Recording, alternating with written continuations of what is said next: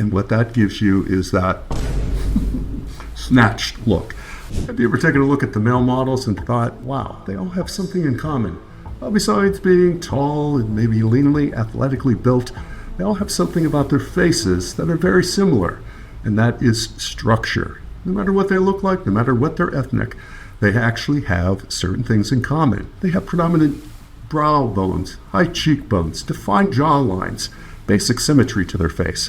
You look at yourself and you thought, hey, I might not ever look like that, but I'm here to tell you that we can actually improve the way we look and be more model-esque by taking a look at some of the particular areas in our face that make up how it's presented. Your face has 3 components that make up the way it looks, starting with your bone structure, your muscularity, and your facial fat. All of those play in harmony to create the way you look. And by playing with each of those areas, you can actually max the way you look. So let's get into it. So let's get started with bone structure. Some people say you're either born with it or you're not. People look at actresses and actors in the olden days and said, yes, they have bone structure. What does that actually mean?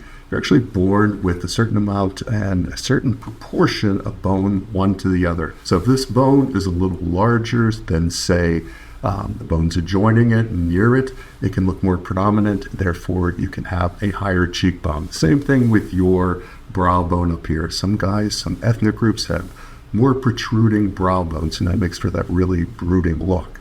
Everyone, when they're born, your skull is very malleable. You have fissures, and that's how it's able to come through the birth canal that actually give and take a little bit, and they don't really firm up well into your 20s, locking into place about your mid-20s. Up until that point, there is some flexibility, some malleability to get those things possibly in a better location. Apart from that, you can do a lot with your face by playing with something that is not going to give you minutia changes, but something that is going to give you a very predominant change, and that would involve orthodontics. Yes, we have all seen the guy with braces.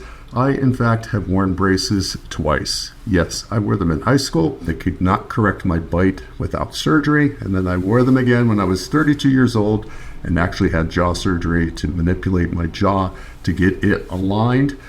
Perfectly straight teeth at that point, but the jaw was off. Today, modern men look a little different than they did, say, half a century ago, a century ago.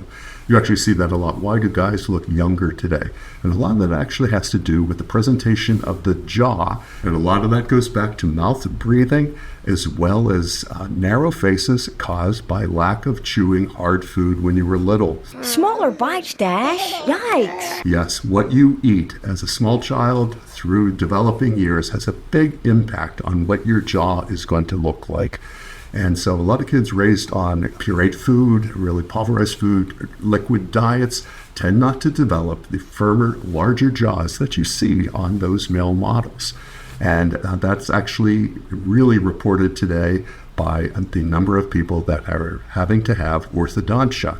So what is causing that? When you don't chew, you don't develop some of the muscles in your face.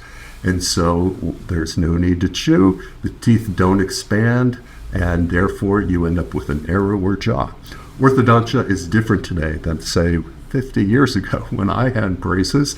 They were very apt to remove teeth. I lost 8 teeth prior to orthodontia just to get it to fit into my narrow palate. And look at me, I got a lot of teeth. I'm supposed to have 30% more teeth in this mouth by design. Today, what orthodontia is doing is they are expanding the palate. So if you do not have that great chewing diet, which would increase and enlarge the jaw cavity in order to fit the teeth, orthodontics is now widening the palate, the upper roof of your mouth and the lower roof of your mouth, through palate expanders to get it back to where nature wanted it to be. What else can you do in terms of the bone structure of your face? This is a very subtle change, and this goes back to the fissures that I was talking about before, but there is a lot of talk about mewing. So what is mewing? Mewing is when you take the position of your tongue and place it at the roof of your mouth in a forward position and place it tight against the top palate. In doing this, you can actually subtly move the upper plate of your mouth forward, giving more forward growth to the lower part of your face. And so there's been a lot written about how effective it really is. I think the earlier you started, especially teenagers, you can actually have more of a profound effect on the way you look. Whether you're an adult, whether it's moving that jaw all so much, I'm not quite sure.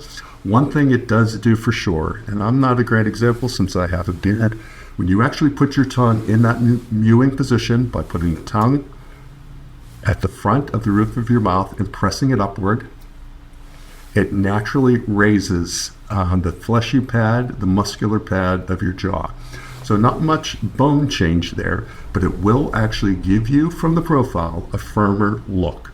So keep that in mind. I've been coached when I've gone to modeling shoots about mewing. People say, put your tongue forward. And you actually see that very subtly sometimes. You see models with their tongue like almost sticking out of their mouth a little bit, out of their teeth a little bit, because they are mewing. They are putting their tongue forward and upward to raise their lower jaw. So give that a try. That'll actually help to improve your profile and give you an overall stronger jawline. Number 2 would be musculature. So the bone is covered with muscles. There is fascia, there is bigger muscles on your face, and they all contribute to the way that you look. There are certain things you can do to improve general musculature in your face. One of them is back to diet again and chewing. Chewing really hard food, chewing really hard gum, actually clenching your teeth to a degree will actually help to increase the masseter muscle. This is the masseter muscle back here. If you feel that on your face, it is the muscle that moves your jaw up and down. It's where your TMJ joint is held.